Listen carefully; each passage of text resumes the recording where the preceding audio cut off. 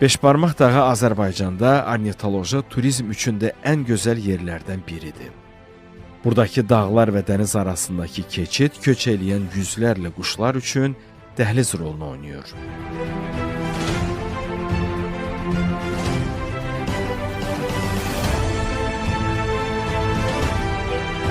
Quşların həyatını, davranışını və təbiətdə rolunu araşdıran gənc alim, ornitoloq Zülfü Fərəcli söhbət zamanı köçəri və daimi quşlar haqqında maraqlı faktları açdı.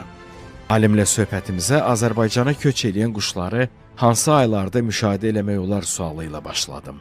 Onu deyim ki, Azərbaycana qışlamağa gələn quşlar payız mövsümündə, yəni sentyabrın əvvəlindən başlayaraq dekabr ayına qədər köç edirlər. Bizim sayımlarımıza əsasən burada 400 növə yaxın quşdan 2,8 milyona qədər fərdi qeydə alınmışdır ki, bu da çox böyük bir miqdarda quşun bu ərazidən keçdiyini deməyə əsas verir.